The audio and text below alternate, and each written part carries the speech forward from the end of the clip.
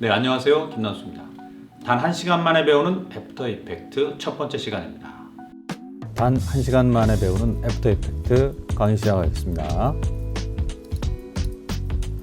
네, 제 모습이고요. 자, 애프터 이펙트, 어도비 시스템즈에서 개발한 디지털 모션 그래픽 및 합성 소프트웨어입니다. 영화와 광고 산업의 필수 제작 툴이자 합성 툴입니다. 자, 애프터 이펙트, 동영상 포토샵이라고 할 수 있습니다. 동영상에 포토샵처럼 작업을 할 수 있는 그런 툴이다. 그렇게 말씀을 드릴 수가 있겠습니다.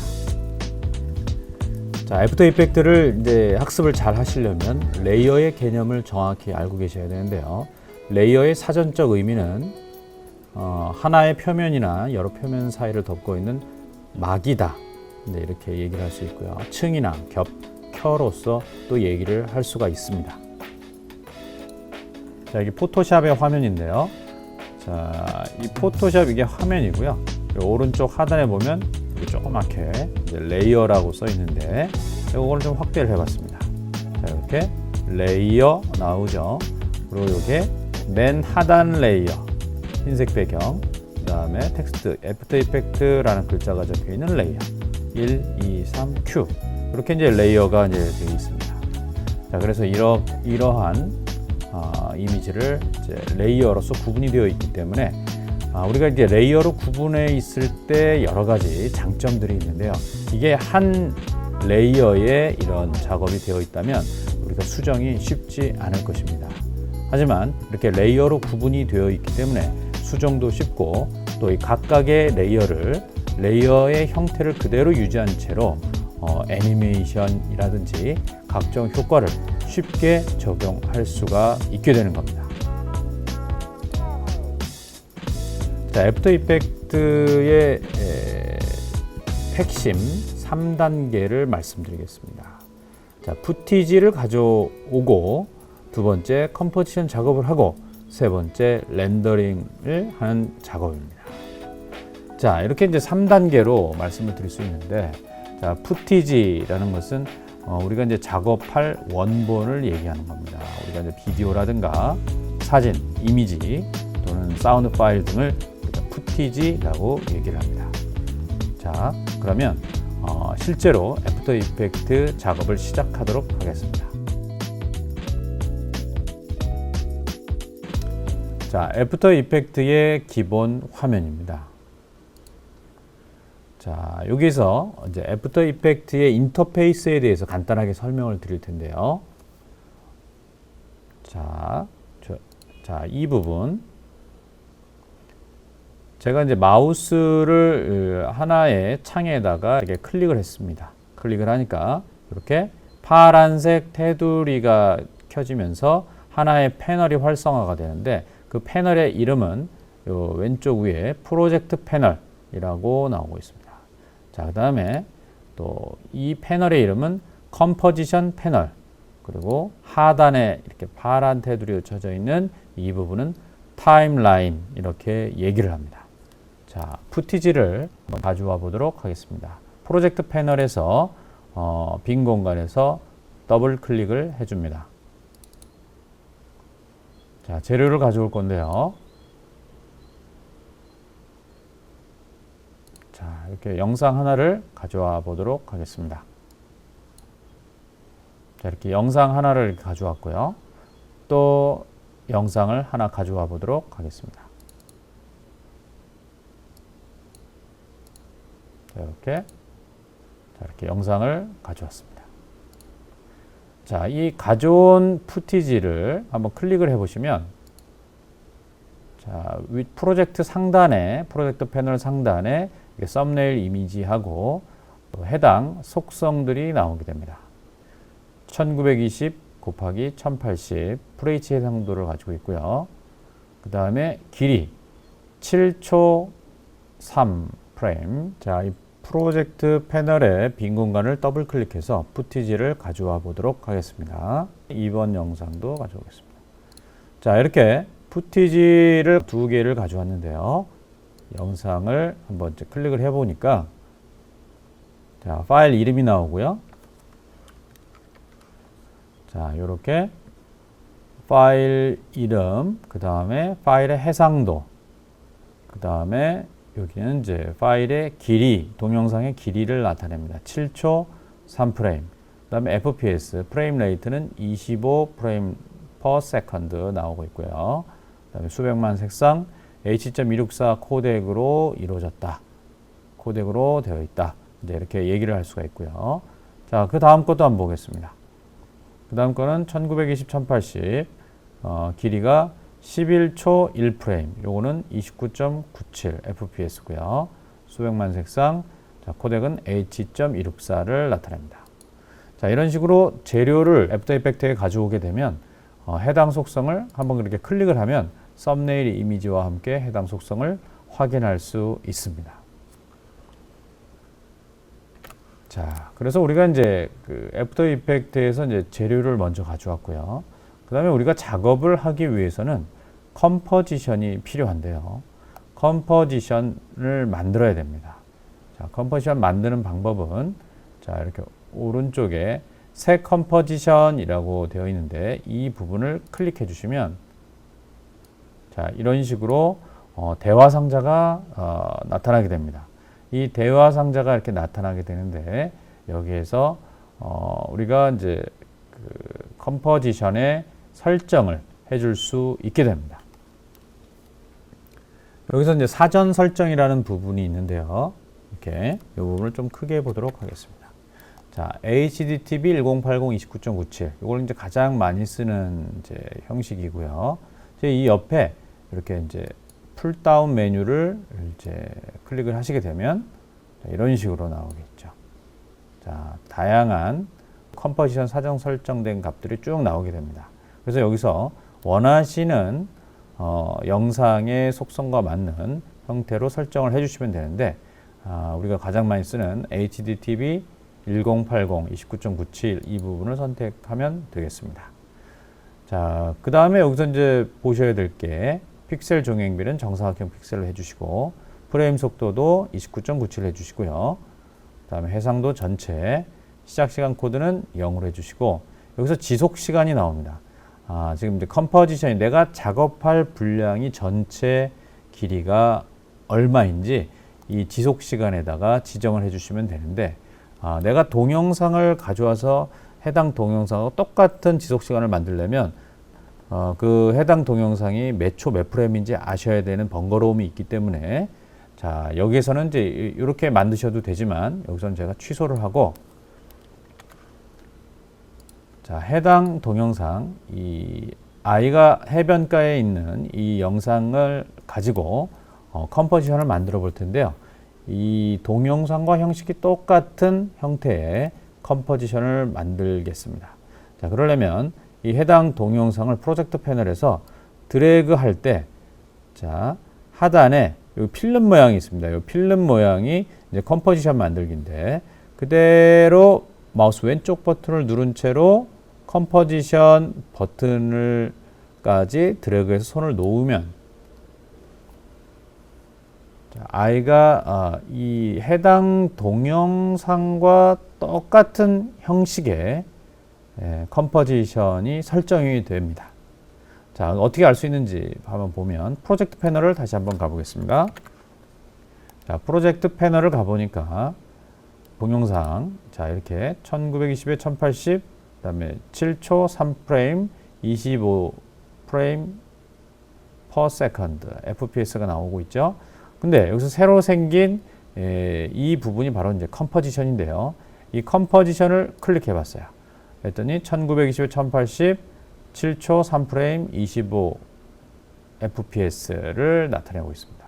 그래서 동일한 해당 동영상과 동일한 설정으로 컴포지션이 만들어진 것을 보실 수 있습니다. 자, 이렇게 컴포지션이 만들어지고 나면 자, 이렇게 오른쪽에 컴포지션의 이제 화면을 이제 보실 수가 있게 됩니다.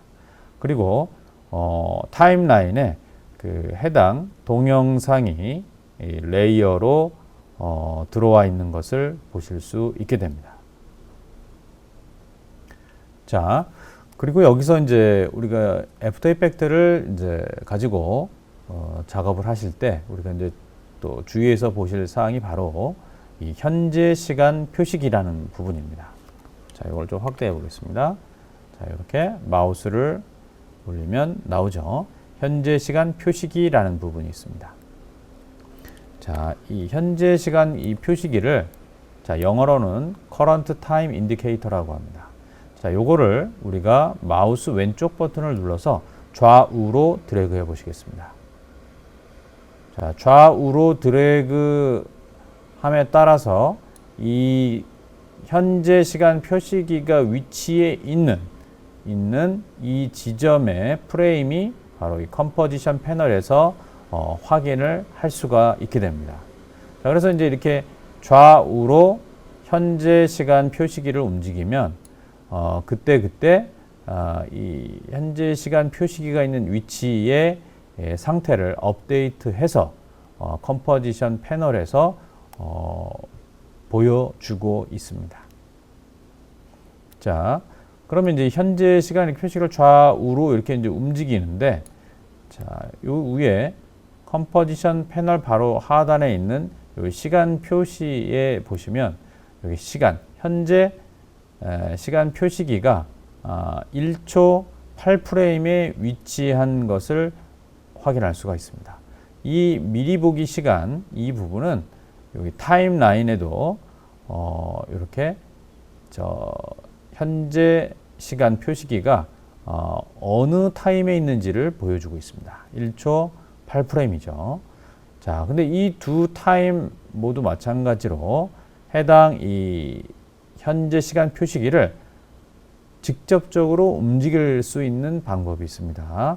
이 부분을 클릭을 해서 자, 1초로 현재 시간 표시기를 움직여 보도록 하겠습니다. 1초 100 자, 우리가 1초 하면 1만 쓰면 되는데 뒤에다 00을 붙인 이유는 최소 단위까지 입력을 해 주셔야만 애프터 이펙트에서 인식을 하기 때문에 1초 0프레임 그래서 프레임 단위까지 입력을 해서 엔터 키를 누르시게 되면 현재 시간 표시기가 1초로 이동한 것을 볼 수가 있습니다.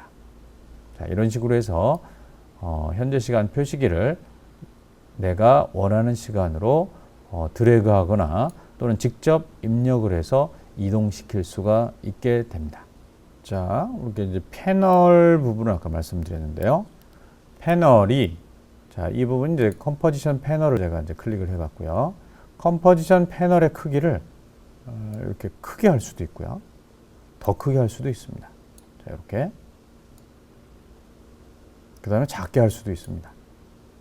자, 난 타임라인 크기를 좀 크게 보고 싶다라든지 또는 프로젝트 패널 크기를 좀 작게 보고 싶다든지 내가 원하는 대로 이 작업 영역을 조정을 하실 수가 있습니다.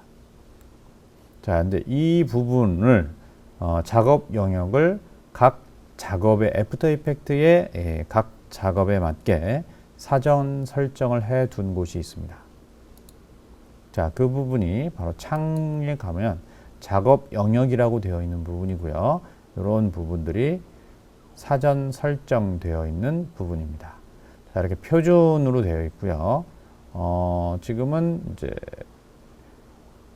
자, 효과 부분을 눌러볼게요. 자, 효과 애프터 이펙트의 효과 작업을 할 때 최적화되어 있는 작업 영역 설정된 모습입니다. 자, 이런 식도 있고요. 또 자, 기본값 자, 기본값 형태로 작업 영역을 바꿨을 때의 모습입니다. 자, 다시 원래대로 작업 영역을 표준으로 돌려보겠습니다. 자, 아까 제가 작업 영역을 드래그해서 움직여 놓은 상태 그대로 되어 있는 것을 볼 수가 있습니다. 자, 근데 제가 표준으로 된 작업 영역으로 시작했었는데 처음에 열었을 때에 사전 설정된 표준 작업 영역으로 돌아가고 싶을 때는 자, 이거를 대충 짐작으로 이렇게 돌아가실 수도 있겠지만 자, 창에 가서 작업 영역 눌러서 표준 누른 거 확인하시고 저장된 레이아웃으로 표준 재설정 이 부분을 클릭해 주시면 원래의 사전 설정 값으로 되돌아갑니다. 자, 이 부분도 잘 활용해 보시면 좋을 것 같습니다. 자, 그리고 우리가 프로젝트의 이 창도 자, 요 위에 이름 옆에 이렇게 줄무늬가 3개가 있는 부분이 있는데요. 이 부분을 클릭하면 자, 여기서 패널 분리가 됩니다. 자, 패널 분리가 됐다라는 건 뭐냐면 내가 원하는 곳으로 갖다 넣을 수가 있습니다. 이쪽으로 이렇게 갖다 넣을 수도 있고요. 또 얘를 다시 이렇게 패널을 분리해서 이렇게 타임라인에 프로젝트 패널을 갖다 넣을 수도 있고요. 그래서 원래대로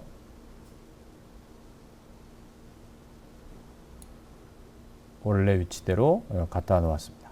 이런 식으로 작업 영역을 내가 원하는 대로 하실 수가 있고요. 자주 사용하는 작업 영역은 바로 이 위쪽에 있어서 이 위쪽에 표준이라든지 뭐 작은 화면이라든지 요 화살표 2개가 있는 부분이 있습니다. 이 부분을 클릭해서 뭐 여기서도 눌러서 작업 영역을 즉각 바꿀 수가 있게 됩니다. 자, 표준 다시 누르겠습니다. 자, 이런 식으로 작업을 패널들을 내가 원하는 대로 바꿔서 사용할 수가 있습니다. 자, 이번에는 레이어의 변형에 대해서 알아보도록 하겠습니다. 자, 해당 레이어를 클릭해 주시고요. 해당 레이어 옆에 보면 이렇게 이제 화살표 모양이 보이는데요. 자, 이 부분을 클릭하고요. 밑에 변형이라는 글자가 나왔는데요. 이 변형을 하기 위해서 또 옆에 화살표를 클릭해 줍니다. 자, 그러면 이 변형의 그 설정을 보시면 자, 기준점, 위치, 비율, 회전, 불투명도. 자, 이 부분을 다 조정을 하실 수가 있는데요. 자, 근데 이 중에 기준점이라는 부분이 좀 이해가 잘 안 가시는 분이 계실 겁니다. 자, 그러면 먼저 회전을 제가 한번 보여드릴 텐데요. 자, 이 조정 가능한 이 설정 부분을 보면 자, 오른쪽에 이 파란색 부분으로 숫자가 나와 있는 부분이 있어요. 자, 이 부분이 다 이제 조정이 가능한 매개 변수다라고 보시면 되겠습니다.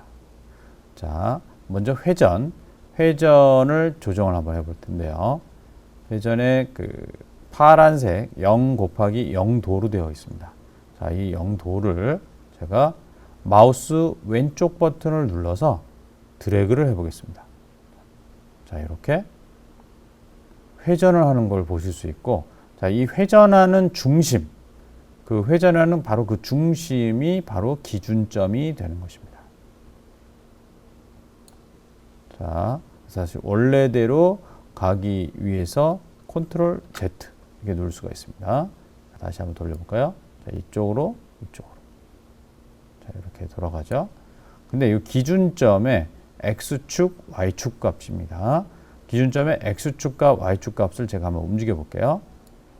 X축. 자, 그리고 또 한번 돌려볼게요. 이번엔 기준점이 움직여서 앞쪽을 기준으로 회전이 되는 걸 보실 수가 있고요. 조금 더 앞쪽으로 가볼까요? 자, 그럼 그 기준점을 중심으로 이 동영상 이미지가 이렇게 회전하는 것을 보실 수 있습니다. 다시, 자, 그러면 컨트롤 Z를 눌러서 원래대로 돌려보겠습니다. 자, 이렇게 돌렸고요. 자, 그럼 기준점은 이제 우리가 회전을 할 때 그 기준 중심이 되는 점이다. 그렇게 알아보시면 되겠습니다. 다음에 위치도 X축, Y축이 나와 있습니다. 자, X축 매개 변수를 한번 드래그 해 보겠습니다. 자, 이게 X축이 커지면 커질수록 해당 레이어가 오른쪽으로 위치하게 되고요. 또 Y축의 숫자가 커지면 커질수록 얘는 하단으로 레이어가 움직이고요. 자, 숫자가 작으면 작을수록 위쪽으로 위치하는 것을 볼 수가 있습니다. 다시 컨트롤 Z에서 자, 원래대로 돌렸고요.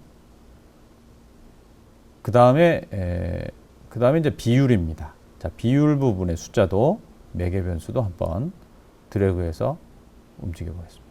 자, 이렇게 숫자를 크게 하면 화면이 커지고 숫자를 작게 하면 100보다 작아지면 원래 화면보다 이렇게 작아지는 것을 볼 수가 있습니다. 자, 여기서 그러면 다시 숫자를 직접 입력해도 됩니다. 클릭해서 100이라고 입력했습니다.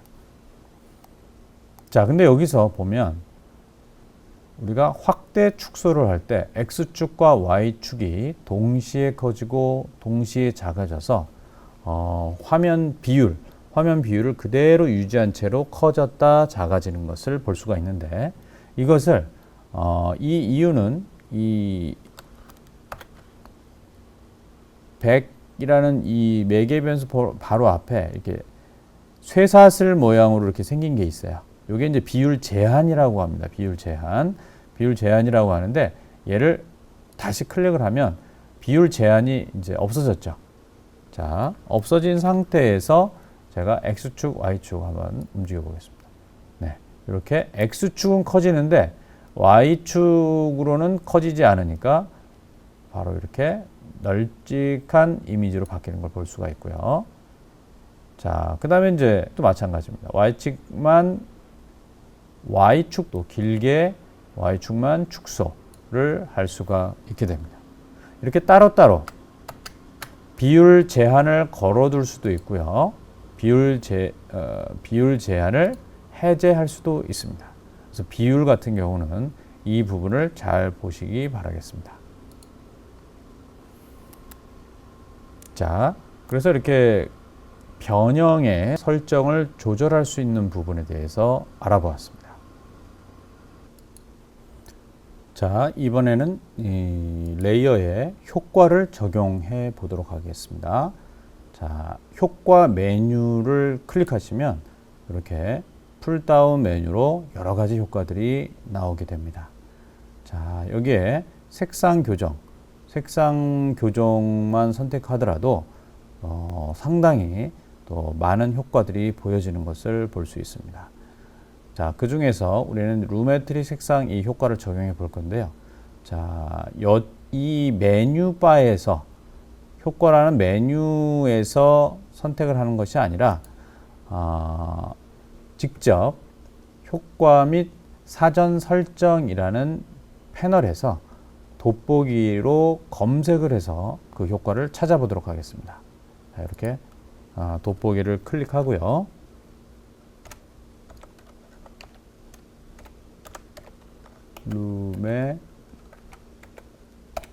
루메트리라고 영어로 쳤습니다.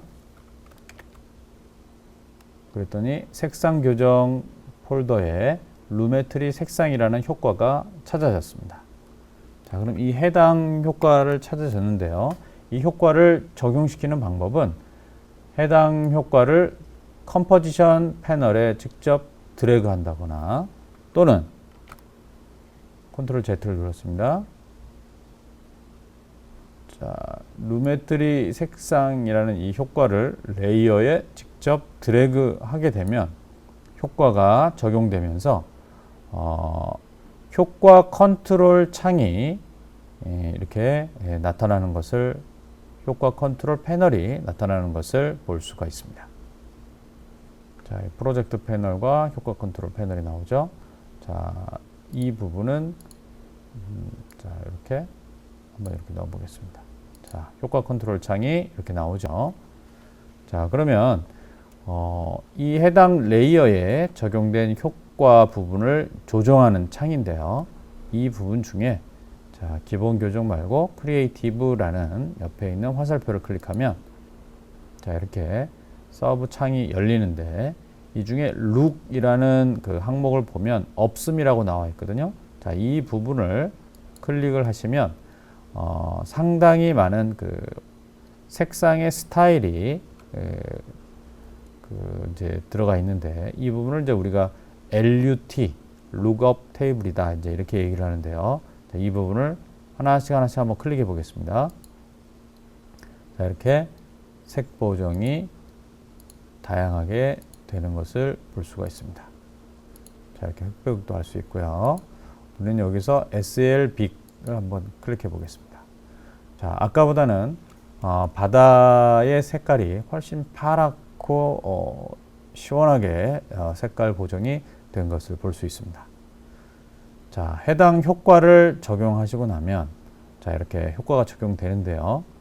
효과 컨트롤 창에 있는 해당 효과 이름 바로 옆에는 FX라고 하는 버튼이 있습니다. 토글 버튼이 있는데 이 부분을 클릭하면 효과 적용 전, 다시 누르면 적용 후로 바뀌기 때문에 효과를 적용했을 때 효과 적용 전과 후의 모습을 비교하면서 볼 때 유용한 기능입니다. 자, FX 버튼을 껐다 켰다 껐다 켰다 하면서 적용 전과 후의 화면을 볼 수가 있습니다. 자, 밑에 타임라인에서도 마찬가지인데요. 이 타임라인에서도 자, 해당 효과라는 부분이 있고요. 해당 레이어 옆에 자, 이렇게 FX 버튼이 있어요. 자, FX 버튼을 누르면 효과가 해제되고요. 다시 효과가 적용된 모습을 볼 수가 있습니다. 자, 이런 식으로도 효과를 활용하실 수가 있고요. 다시 그 효과 컨트롤 옆에 있는 프로젝트라고 써 있는 글자를 클릭해 주시면 프로젝트 패널이 다시 나타나게 됩니다. 자, 이번에는 어떤 효과를 얹어 볼 거냐면요. 자, 이 영상 위에 레이어가 지금 현재는 컴포지션에 레이어가 하나밖에 없는데 레이어를 하나 더 추가를 하겠습니다. 다시 요거는 원래대로 닫아주고요. 자, bit 06.mov라는 것을 드래그해서 아까 레이어 위쪽에 위치시킵니다. 자, 그리고 현재 타임 표시기를 좌우로 드래그 해줍니다. 네, 이렇게 어떤 빛이 움직이는 영상입니다. 자, bit 06.mov라고 나와 있는데요. 이 부분에 그 혼합 모드를 바꾸려고 합니다. 포토샵에서 블렌딩 모드라고 나와 있는데요.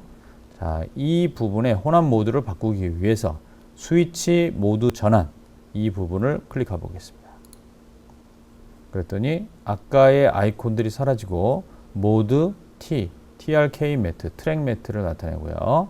자, 이렇게 모드가 바뀌고 다시 한번 클릭하면 어떻게 될까요? 자, 모드가 바뀌죠.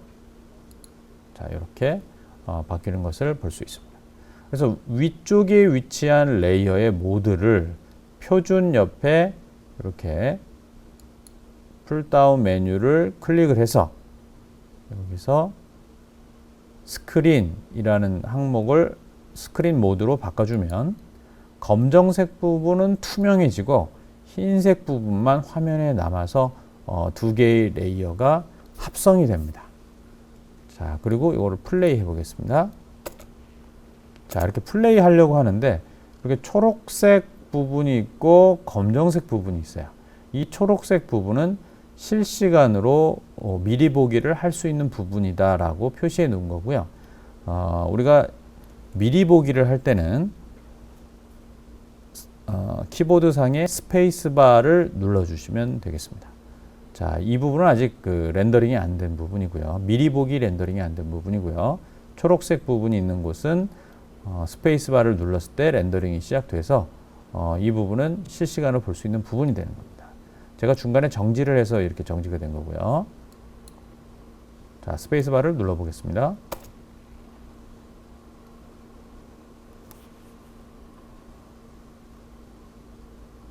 자, 이런 식으로 초록색이 이제 렌더링이 다 걸려 있고요. 그 다음에 여기 위쪽에서 보면 램에서 재생, 램에서 미리 보기를 하고 있다라는 걸 보여주고요. 그 다음에 실시간으로 누락된 프레임 없이 다 보여주고 있다라는 것을 보여주고 있습니다. 자, 이렇게 이제 렌더링이 다 돼서 컴포지션 패널을 보면 자, 이렇게 색 보정도 됐고요. 그 다음에 그 위에 빛이 합성이 돼서 빛의 모양과 밑에 있는 영상이 같이 나오는 모습을 볼 수가 있습니다. 자, 이렇게 이제 계속 영상이 나오는데 제가 어떻게 할 거냐면 이 빛이 나오는 시간을 빛이 여기 이제 요 앞부분에서도 나오죠. 근데 이 빛이 나오는 시간을 1초부터 나오게 하고 싶어요.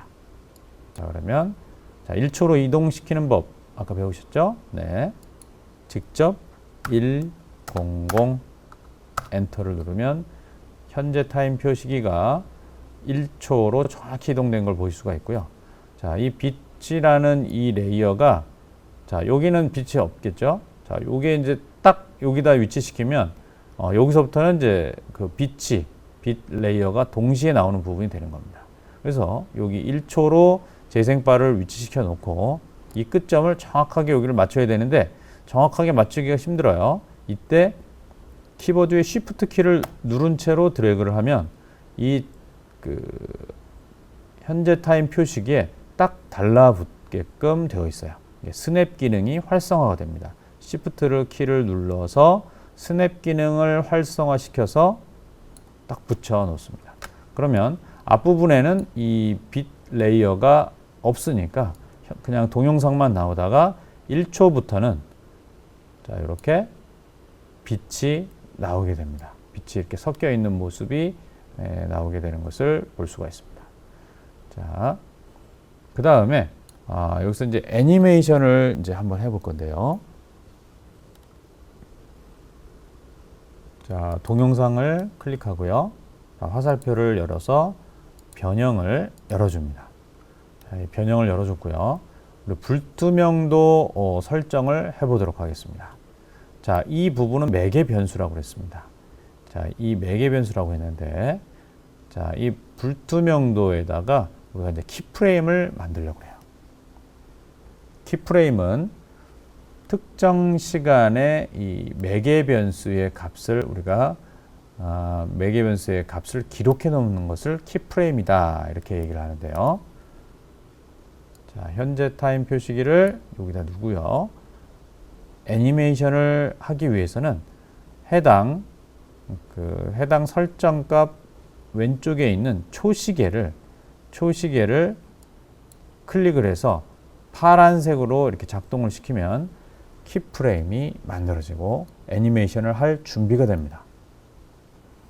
자, 그래서 0초에 불투명도의 그 매개 변수 값을 자, 여기 100이 아니라 이거를 쭉 0으로 만들어 줬어요.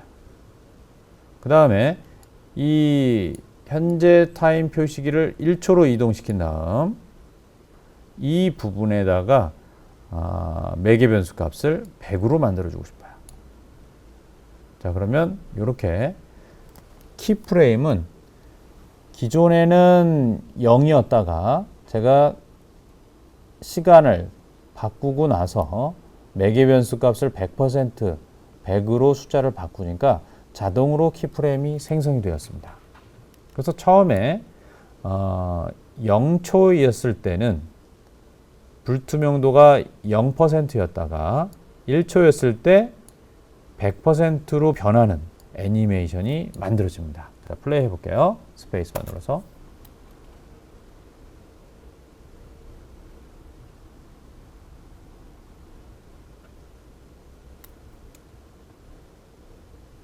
자, 이런 식으로 이제 만들어 볼 수가 있고요. 그 다음에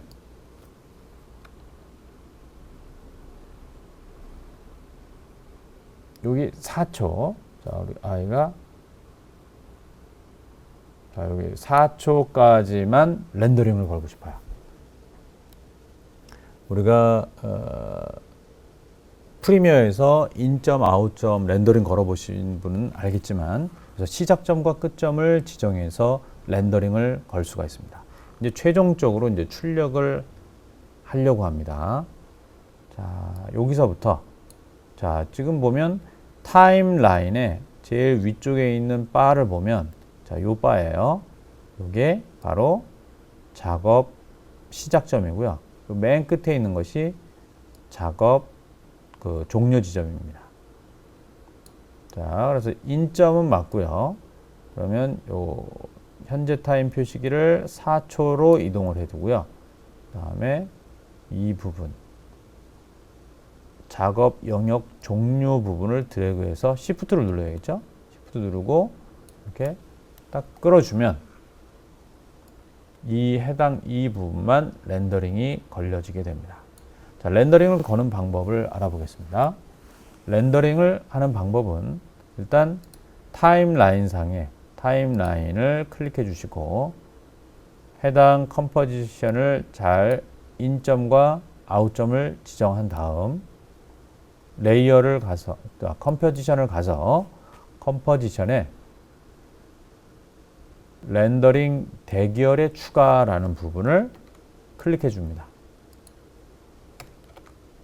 자, 그러면 타임라인 패널 위치에 있는 렌더링 대기열이라는 패널이 생겨나고요. 여기에서 렌더링을 설정해 주시게 되는데 렌더링 설정은 최고 설정 이렇게 되어 있습니다. 이 부분을 클릭하면 대화 상자가 나오게 됩니다.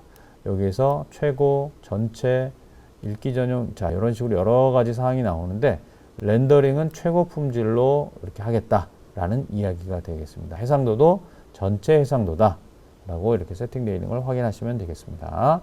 확인해 주시고요.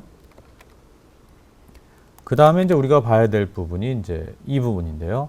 코덱을 설정하는 곳입니다. 자, 손실 없음 클릭해 주세요.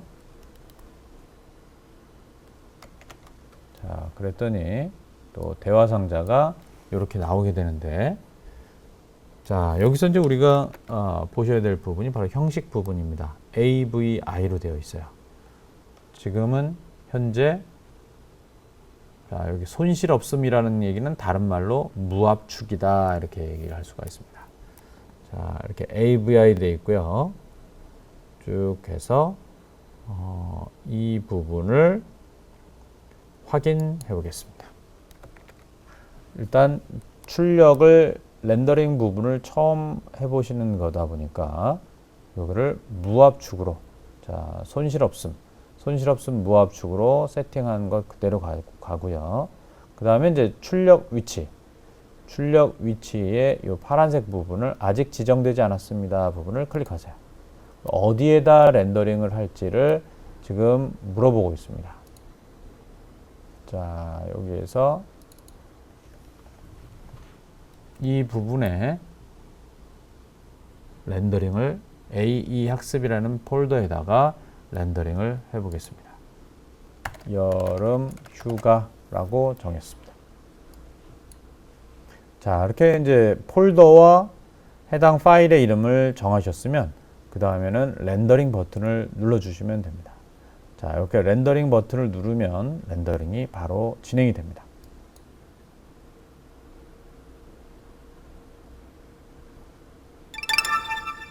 자, 이렇게 띠리링 하고 소리가 들리면 렌더링이 끝났다는 알람음입니다.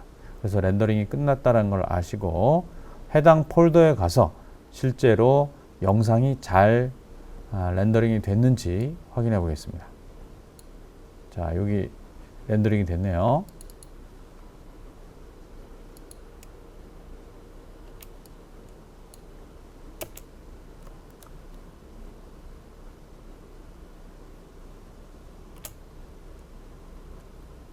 자, 이렇게 렌더링이 잘 된 것을 볼 수 있습니다. 자, 그리고 우리가 이제 렌더링을 이렇게 했는데 그 렌더링을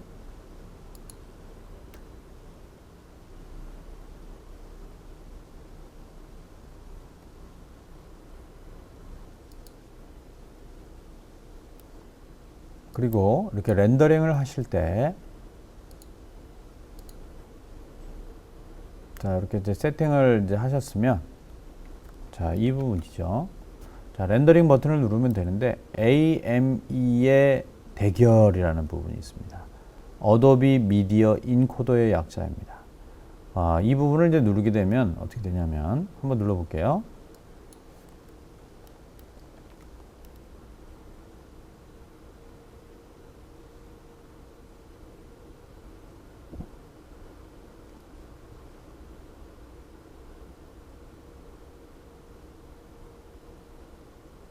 자, 이렇게 어도비 미디어 인코더의 화면이 이제 뜨게 되고요. 여기에 이제 뭐가 되냐면 이렇게 코덱을 설정하는 부분이 나오는데요. 지금 애프터 이펙트에는 다양한 코덱이 없었지만 이 어도비 미디어 인코더로 대결이 추가가 되면 다양한 이제 코덱이 있고요. 그 중에서도 가장 많이 쓰는 H.264 코덱이 있습니다. 그래서 H.264 코덱으로 영상을 렌더링 하실 수 있다라는 얘기가 됩니다. 자, H.264. 그 다음에 이제 사전 설정에 이제 하이 퀄리티 1080p HD. 자, 이런 부분이 나오는데 이 옆에 화살표를 누르면 더욱 다양한 해상도와 프레임 레이트, 비트 레이트 등으로 설정된 값들이 쭉 많이 나오게 됩니다. 그래서 저는 많이 쓰는 하이 퀄리티 1080p HD를 선택했고요. 그 다음에 출력 파일, 어느 위치에 렌더링을 걸 거냐? 그래서 아까 같은 위치로 한번 해볼게요. 자, 여름 휴가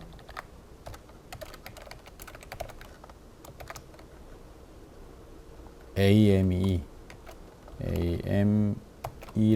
렌더링 건 거죠. MP4로 저장하고, 자, 세팅이 끝나면 여기서는 이제 작동을 어떻게 시키냐면, 자, 이 오른쪽 부분의 끝에 보시면 재생 표시로 되어 있는 초록색 삼각형으로 되어 있는 대기열 시작, 이 부분을 클릭해 주시면 돼요.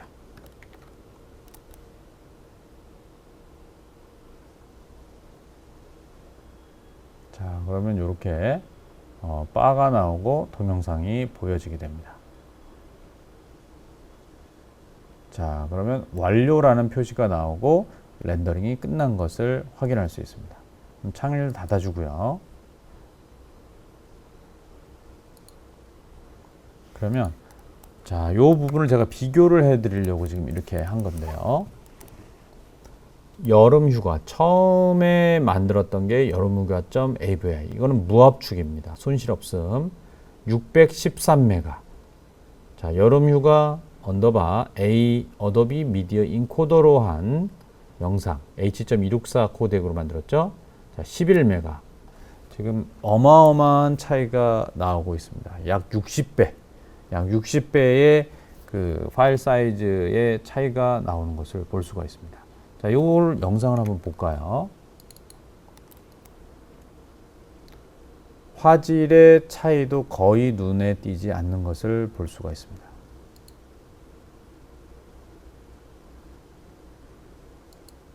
자, 그래서 우리가 손실 없음으로 렌더링 할 때는 그냥 렌더링을 하셔도 좋겠지만, 우리가 코덱을 써서 H.264를 코덱을 써서 파일 사이즈를 줄이고 가성비가 좋은 그런 영상을 만드시기 위해서는 어도비 미디어 인코더를 사용하셔야 됩니다. 네, 지금까지 저와 함께 애프터 이펙트 예제를 해보셨는데요. 다음 시간에는 더 재미있는 예제를 가지고 찾아뵙도록 하겠습니다. 감사합니다.